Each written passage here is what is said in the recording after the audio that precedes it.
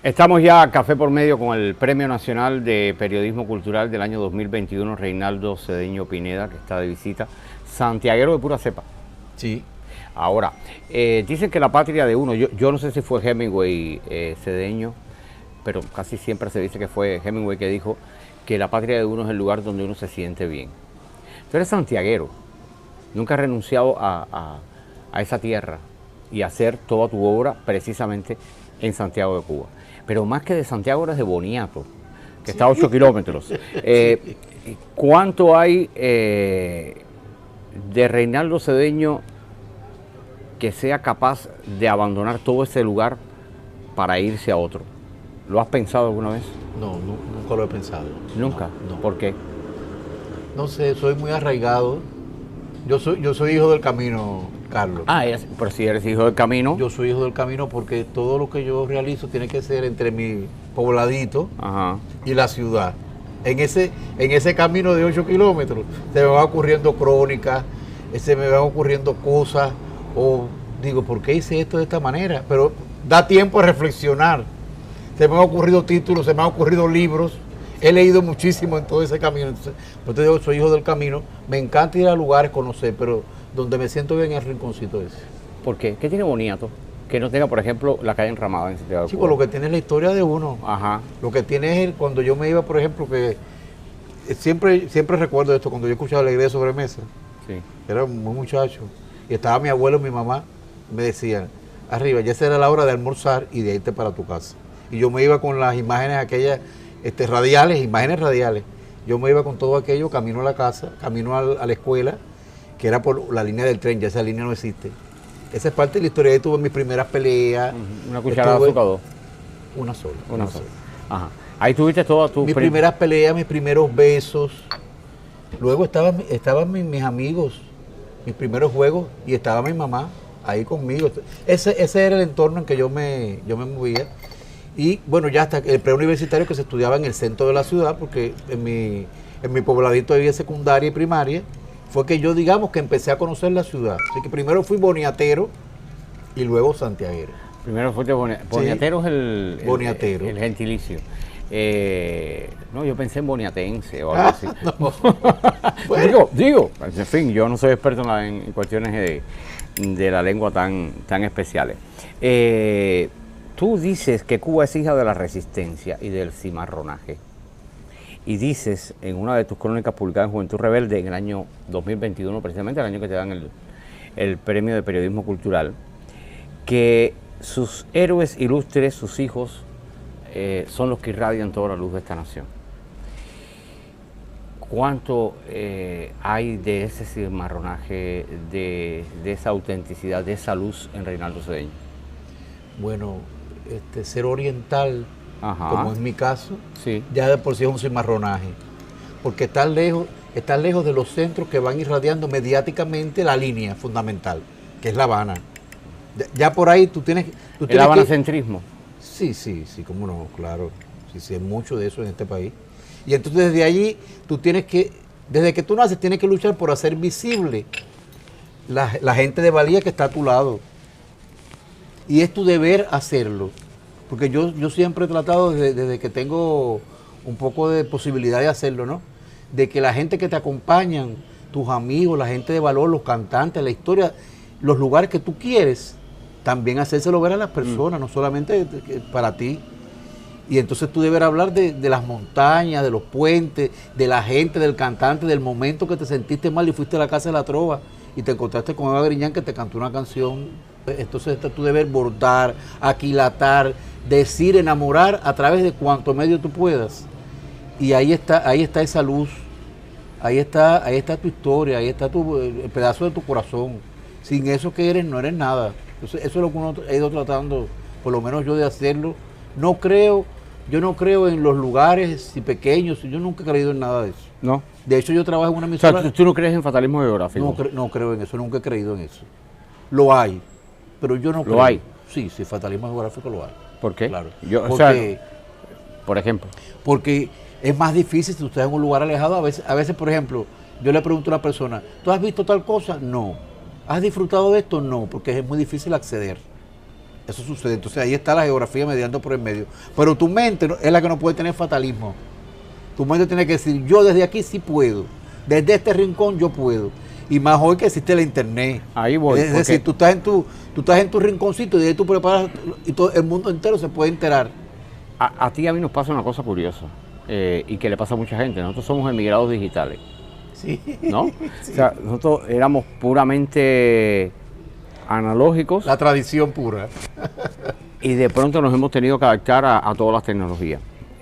O a casi todas, porque algunas nunca las llegamos a dominar lo suficiente como La que hemos otra podido. gente. ¿Ese tránsito es el mismo tránsito que ha acompañado tu vida profesional o no? Es decir, ¿ha estado a la par o a ti la tecnología como que te ha dado igual tenerla o no tenerla para crear? No, a ver, la tecnología es una vía que no se puede obviar. Es importante. Yo me centro en lo de siempre, en tratar de que lo que tú vayas a contar esté lo mejor posible, lo más sincero posible. En eso es que yo me centro. Pero no puedes obviar la tecnología que te posibilita. Lo que antes se enteraban 3 personas, ahora se enteran 3.000 o 3.000 millones. Entonces, es potencialmente. Entonces, no se puede obviar la tecnología. Pero yo siempre digo, tú puedes hacer un podcast, que ahora están muy de moda. Sí, muy de moda. Sí. Un podcast. Y todo el mundo se cree que es la maravilla. No, es contar lo que tú siempre has hecho de una manera la mejor posible. Pero el centro se desarrolla ahí. En esa realidad que tú ves, aprenderla con H. Aprenderla, que pase por tu tamiz y dársela a la gente entonces para que la gente pueda ver. Porque de cuántas cosas comunes yo escribo, que la gente misma me lo ha dicho, yo no me doy cuenta. Es la gente que me dice, oye, eso es tan común, aquello. Yo escribí del ramo que se ponían que le ponían a mi madre, del espárrago. Y decían, pero tú vas a escribir del espárrago. Algo tan simple. No es tan simple. Porque cuando le ponían a mi madre el espárrago, lo estaban distinguiendo junto con las otras maestras que eran sagradas para mí. Entonces el espárrago no es simplemente una planta, una hoja. Tiene mucho más. Y entonces yo escribí de eso. Y un día en medio de la COVID estaba desesperado, Carlos. ¿De qué escribo? En mi casa hay una piedra. Que cuando hicieron los edificios que están al lado de mi casa, yo nací sin esos edificios, por tanto es algo extraño para mí. La piedra la sacaron de allá abajo y cuando rodó a mi casa, rompió todo en mi casa, la cerca, esto y lo otro, una piedra enorme. Y dije, esta es la piedra, porque ahí yo jugaba, porque esa piedra tiene mucha historia. Y entonces le dijo un amigo mío, oye, esa es la crónica de la piedra. ¿De qué piedra? Ajá. La que tú has ido a mi casa, que has visto la piedra. Y dice, pero léeme eso. Y cuando la leyó dice, ay, esto es tremendo. Pero hablando del mundo digital, ¿tú te consideras un influencer de estos tiempos dentro del periodismo? No, nunca. No me concibo como influencer, ni mucho menos, no. O sea, ¿ni te ha dado por...? No. Además, es que no nací en eso. Las personas que de momento se asoman a la cámara y entonces, con feriado así te dicen, esto es lo más importante del mundo. Eso no tiene nada que ver conmigo, no. Vamos a hacer una pausa. ¿Cómo no? Cuando regrese quiero hablar contigo de otros temas que tienen que ver con el periodismo, con la radio, con la cultura. Voy a aprovechar. Sí, voy a aprovechar y tomo un poquito de café.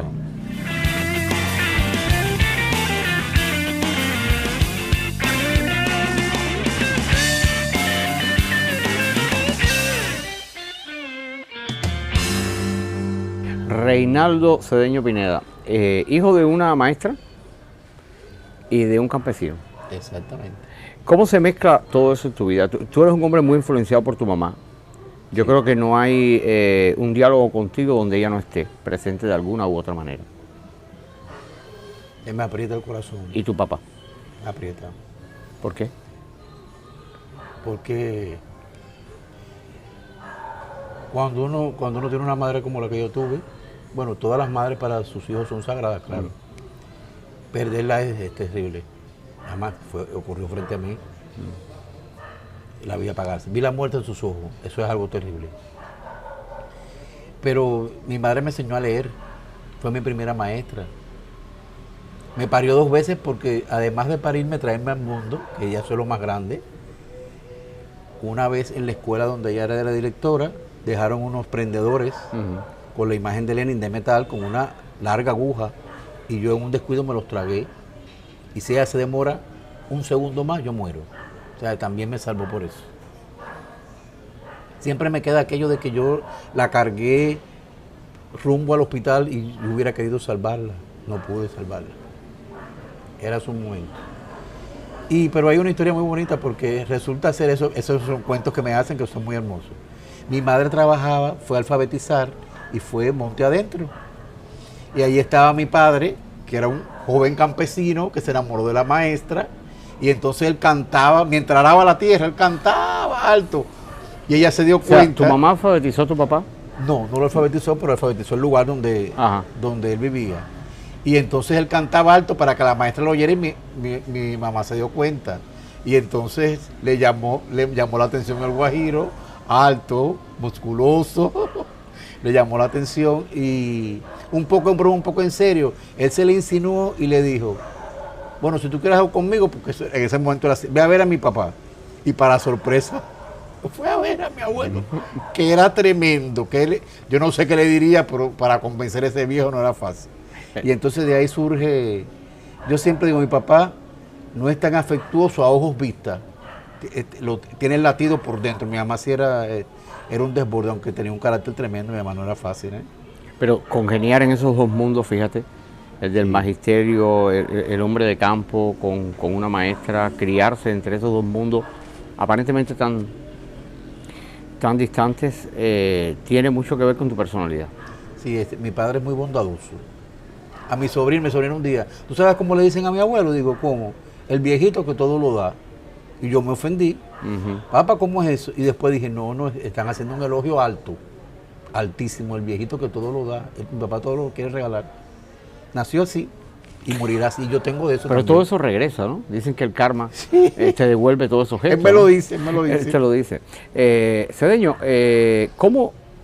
Tú lo has contado otras veces, estoy tratando de evitar preguntas que ya en tu vida te han hecho, y creo que cuando recibiste el Premio Nacional de Periodismo, tú mismo me dijiste que estuviste no sé cuántas horas y días respondiendo preguntas y casi eran las mismas preguntas. Me tuve que esconder. Que tuviste que esconder. Sí, bueno, sí. pero eso es normal, ¿no? También. Hay una imagen tuya sentado en una máquina de escribir en Guantánamo, que alguna vez vi por internet, ¿no? Yo también tengo la mía, tranquilo. Pero. Una Robotron. Una Robotron, sí, sabemos lo que es perfectamente. Casi que pierdo los dedos. El periodismo en ti, es decir, fíjate, una madre maestra que te enseñó a leer, te enseñó a escribir, que me imagino que te ha inducido a la lectura Sí, claro. de una manera. Yo recuerdo que me regaló fuerte. un libro cuando yo era pequeño y me tuvieron que soltar porque un libro era para mí más grande. Exacto. Me tuvieron que decir, que la vas a matar, concho, suéltala. Y de pronto periodismo. ¿Tú llegaste a estudiar periodismo por vocación o porque era lo que te tocaba en la boleta y los puntos te daban mira, para eso? Carlos, ya uno está abocado cuando está en el preuniversitario a elegir. Sí, pero Y yo no tenía a veces tú pones primera, segunda y tercera opción y la que te toca la tercera. Ajá. A mí me gustaba cantar. Bueno, tú lo sabes. Sí. Que yo canto donde quiera que sea, no importa que desafine. Yo quería ser discóbolo, como Luis Mariano de Lis. Ya. El disco a mí me fascinaba. Es decir, cuando yo vi la escultura del disco dije, esto es lo mío, pero mírame, físico no doy para eso. A lo mejor gimnasta pudiera ser. Después quería ser comentarista deportivo porque me encantaba como narraban así, sobre todo en la radio. Es que yo veía lo que decían y yo decía, Dios mío, pero eso es lo que yo quiero. Y entonces un día le dije, todo eso le dijo una persona y dice, hijo, pero tú no tienes vocación ninguna, tú quieres de todo. ¿Por qué tú no? Una vez una persona me dijo, ¿por qué tú no miras el periodismo que te permite todo eso que tú estás haciendo? Y yo me empecé a fijar. Y me empecé a fijar en alguna gente y dice, mira, un día hacen una cosa, otro la otra, eso es lo que yo quiero, nada que sea muy estable. No, entonces, claro, yo no sabía qué era el periodismo, ni soñarlo, lo que yo pensé que era, no, ni soñarlo. No. El periodismo es muy difícil. ¿Qué es el periodismo para ti? Es Porque para alguna gente es oficio, para otro es sustento, para otro es pasión, para algunos es parte del ADN, ¿no? Si hoy me lo quitaran, yo me moriría. Porque es tan brusco, ¿es así? Sí, yo me moriría. Es ese servicio que tú lo haces a las personas, que tratas de alguna manera. Cuando tú, por ejemplo, una persona está ahí haciendo algo durante años, como me ha pasado a mí, y tú te fijas en ese detalle y le preguntas, me gusta mucho, ¿por qué? ¿Por qué lo hace? ¿Por qué esa cosa tan modesta la sigues haciendo? Y la gente te lo dice. tú empiezas a entender. Un día entrevisté a una tejedora, porque la pasión, que tú lo acabas de mencionar, es la misma en Alicia Alonso que estamos hablando ahorita, Sí. que en una tejedora del barrio. La pasión es idéntica. No tiene que ver con el gran escenario, es lo que está dentro. Y entonces ella explicándome cada cosa, yo me quedaba así absorto, diciendo, mire el mundo de esta señora, yo jamás me imaginé que alguien que teje podía tener eso, pues mira que sí. Y entonces cuando yo traté de atrapar eso, y la señora se oyó, lloró ella y su familia, chico. Y yo digo, pero Dios mío, ¿cómo es eso? Te hago la pregunta del periodismo porque tú empezaste por la prensa escrita. Con la prensa escrita. La mala experiencia en la prensa escrita te llevó, te cito, a cruzar la Plaza de la Revolución, Antonio Maceo, y decir, necesito un cambio y llegar y tocar la puerta de una emisora de radio. Sí, exactamente. La radio evidentemente transformó tu vida para siempre. Yo estoy en la radio de casualidad. Ajá. Sí, de casualidad. Aunque yo, fíjate, esa radio que yo escuchaba de niño, me quería de grande, pero yo no lo sabía. Ah. Llamó al aire, parece, y un día sí toqué y me recibieron con, ¿cómo decirte? Con un poco de lejanía, como diciendo, este muchacho realmente querrá entrar en la radio, porque ya tiene una historia en el periódico, qué sé yo. Y un poco que dudaron de que yo lo pudiera hacer. Y cuando entré tuve que aprender otra vez, porque yo suelo hablar un poco rápido, eso en la radio es fatal, tuve que empezar a escuchar la locutora. De la escrituridad a la oralidad va un largo trecho, largo, que yo tuve que ir aprendiendo a cruzar. Pero también la voz tiene un encanto extraordinario.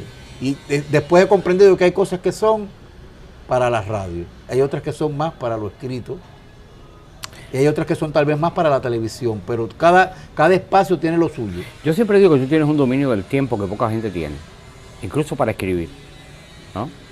Yo creo que eso viene de la radio, ese dominio del tiempo, de saber justamente qué cantidad de cuartilla es, cuántas líneas son, qué tiempo va a llevar este trabajo o aquel. El tiempo y Reinaldo Cedeño, ¿cómo conviven? Bueno, ¿cómo convivimos, mijo? Yo vivo corriendo. Acuérdate que nunca olvides ese detalle, vivo a kilómetros del centro y de mi emisora. Entonces, yo vivo corriendo todo el tiempo, ¿qué hacer? Pero la radio me enseñó una cosa que yo no me había fijado realmente hasta que la profesora Miriam Rodríguez Betancur, no sé si estoy diciendo bien ahora mismo el nombre, la profesora infinita, la infinita, le dice Pepe Alejandro. Ella me dijo, tienes un gran rendimiento semántico en tus oraciones. Yo no había reparado en eso. Y es que la radio te da un poder de síntesis. Con pocas palabras, con una frase, lo tienes que empezar a decir todo. Y entonces cuando yo, que nunca abandoné lo escrito, un poco regresé, ya tenía eso, tenía esa, que antes no lo tenía. Te enseña algo, que es a construir imágenes y de una manera concisa. Sí. Y convincente, de un golpe. Sí, como no, la radio te muestra eso, y entonces, desde la brevedad tienes que alcanzar la grandeza del hecho. Y entonces me he dado cuenta cuánto significa un minuto en la vida. La gente dice, no, pero tantos minutos, no, pero si con un minuto a veces basta para decir. Uy, ¿cuántas cosas hacen en un minuto, muchachos? Se lo aprende uno.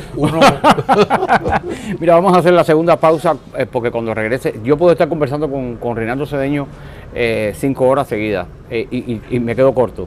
Nosotros podemos estar conversando mucho porque nos conocemos, por la amistad y sobre todo porque es un gran conversador. Y es un hombre lleno de anécdotas y de historias personales, un gusto, Carlos, y es un gran observador. Pero quiero cerrar con algunas ideas que me parecen que tienen que llegar de ti. No las puedo decir yo. Bueno. Yo las puedo decir, pero las quiero escuchar de ti. Hacemos una pausa y estamos de vuelta. ¿Todavía te queda café? ¿Sí?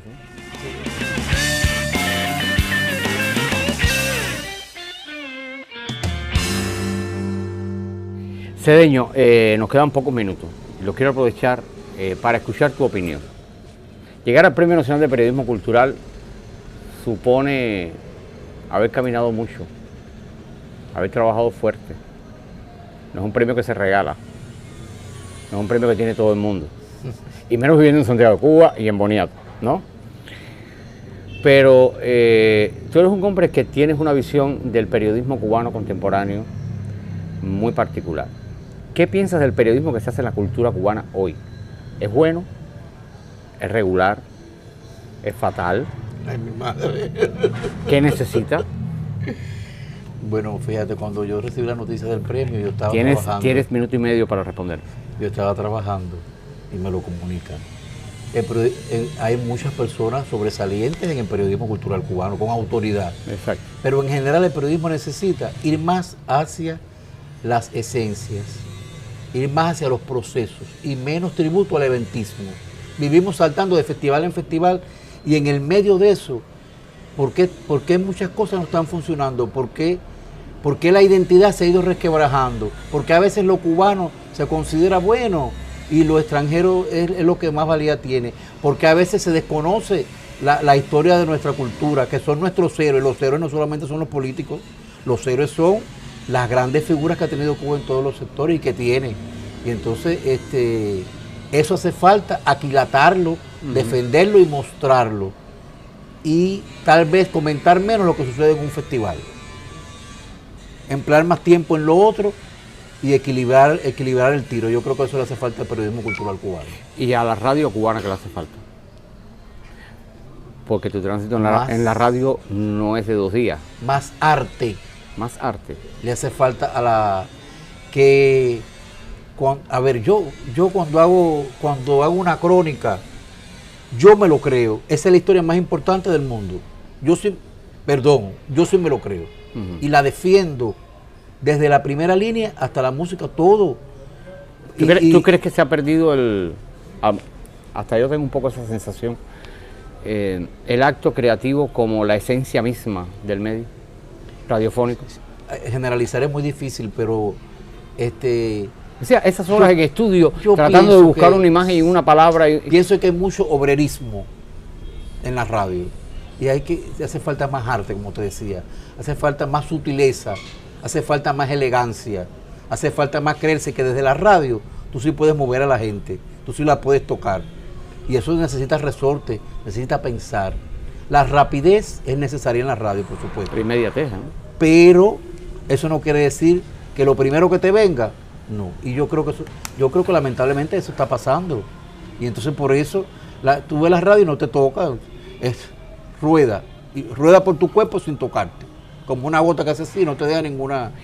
Pero tú te mueves también en los medios digitales, fundamentalmente los culturales, aunque ahora escribes Juventud Rebelde. O sea, esos medios, ¿cómo los ves? Los digitales, los impresos. Es una posibilidad de asentar una idea. Te da un poder de comunicación inmediata y más allá. Y entonces yo siempre he creído mucho en lo que me dijo Yamile Abel, la profesora. Le mando un gran abrazo. No solamente tienes que creer en lo diario, en el diarismo, tienes que tratar de hacer una obra que traspase eso, pero no porque te lo propongas, sino por la solidez de las ideas que estás haciendo. Siempre hay que tratar de que sea algo sólido, no importa que sea una información pura, hay que buscarle, ¿cómo decirte, Carlos? Te voy a resumir, hay que creer profundamente en lo que tú haces. Si no crees en eso, no haces nada. Si estás ahí para ganarte más dinero, aquí y allá, ahora hace mucha falta. Hace falta. Y claro. también hay que estar aquí y allá, eso está claro. Pero si no te crees lo que estás haciendo, si no te lo crees tú, ¿cómo vas a tocar al otro? No es posible. No es posible. Y hay que creérselo. Reinaldo, en el mundo cultural, tú eres un hombre que eres capaz de sacar. Yo invito a todo el mundo a que pueda leer tu obra, que no la he citado aquí, pero que busquen sus libros, que busquen sus crónicas que están en la prensa, están en internet. Pone Reinaldo Cedeño Pineda y le puede salir cualquier cantidad. Google un poquito nada más, cualquier cantidad de material. Y a veces a uno le cuesta trabajo decir, esto es mejor que aquello, porque tú tienes un don, que es el don, yo siempre digo, de darte un piñazo y desequilibrar a las personas con la palabra y a veces con el sonido. Reinaldo, ¿cómo tú te ves hoy dentro de ese panorama que, por lo que me has narrado, no es tan feliz? tú te ves como un bicho raro haciendo periodismo dentro de medios que tienen más carácter obrero que creativo o que no son capaces de traspasar la ingencia. Chicos, yo no me detengo tanto en mí, nunca me he detenido así. Uno Sí, vive... pero en un minuto te puedes detener. Uno vive haciendo cosas, pero yo sí siempre me ha interesado, en mi mente por lo menos, hacer un poco de teoría de lo que yo hago. No tirar la flecha de casualidad. Hay que saber cómo uno tensa el arco y dar en el blanco. Entonces eso necesita un poco de teoría que tienes que aplicarte a ti mismo. Es decir, cómo comienzas algo, cómo vas bordando, cómo vas trenzando las ideas. El periodismo cultural no es reportar lo que está sucediendo en la cultura. El periodismo cultural es mucho de esa parte, es cómo trenzar esa estructura para que eso que tú estás mirando llegue a los demás. El mismo espíritu de lo que tú viste llega a los demás. Entonces la producción estilística de lo que tú vas haciendo es muy importante en el periodismo, en la comunicación. Eso es parte, no solamente es el acto de reportar. Eso mucha gente yo creo que no reflexiona lo suficiente en eso. Y hay gente que tiene el don de saber reportar. Sí, claro. Sí, y hacer un arte Sí, de reporte diario de la ingencia, de saber dónde está la noticia, de eso hace un arte. Y sin embargo no es el gran cronista ni es el gran comentarista. Cada uno tiene su especialidad. Y entonces uno va por esos caminos y cómo tú cierras. Tú lo dices lo del piñazo, pero yo dije, es que al final hay que darle una pedrada a la gente que se quede así. No, es una pedrada. Envuelta en seda. No puede ser una pedrada así que... No, tiene que ser envuelta en seda. Y yo mismo me dije, fulano lee una cosa y lloró. Y yo dije, pero qué bien. Porque como ver a una gente hasta las lágrimas no es tan fácil y en estos momentos menos. Y a veces los he logrado y digo, bueno, es que la estructura la pensé. Entonces, las personas que están disparando así, hacer mucho, qué bueno. Pero yo soy extraño. Nunca el palo periodístico, eso no existe para mí. Eso no me interesa. ¿No crees en eso? No creo en eso. Es preferible hacerlo mejor que hacerlo primero. Yo pienso en hacerlo mejor. Y hacerlo mejor tú tienes que detenerte. Yo cuando empecé vi una persona que hacía 5 reportajes, se sentaba a la máquina aquella, 5 reportajes. ¿Cómo puede?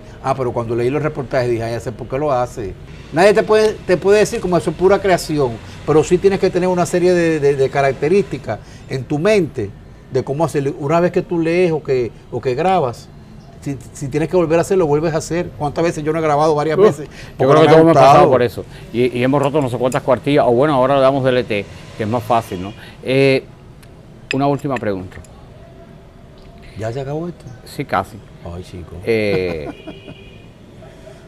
¿Qué historia no has podido contar porque no te sientes con el valor de hacerlo? Ay, qué pregunta tremenda. Qué pregunta tremenda. No sé, Carlos, ¿qué pregunta? No. Tendría que... No me he preguntado nunca eso. Sí, porque todo el mundo te va a preguntar qué es lo que te gustaría ver escrito, pero a veces uno tiene una historia que no se siente lo suficientemente sólido, fuerte, como para decir, es el momento de hacerlo.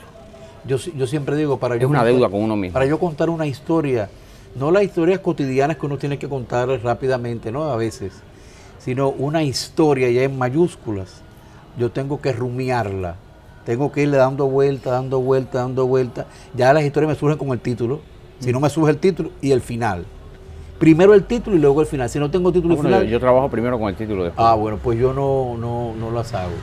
¿Qué historia?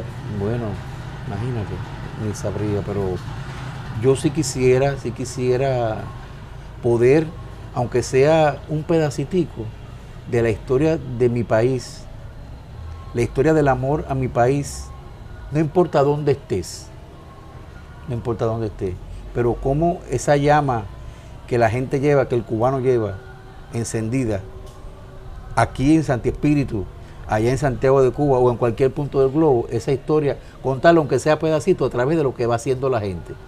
Yo creo que eso es un poco la labor de uno, ir contando cómo se hace el país, cómo se construye la pasión por el país, cómo la gente pone la ternura, los años, la fuerza, se le va la vida en el amor hacia lo que hace. Esa es la historia que nos toca contar y es la que ¿Eso es atrapable? Yo creo que no, pero por lo menos un granito, eso yo quisiera poderlo hacer. Reinaldo, muchísimas gracias por este diálogo. Pudiéramos estar 5 horas, pero no podemos llegar a más de 30 minutos. Así que gracias por estar en este espíritu, gracias por acceder a este diálogo. Gracias de verdad a ti.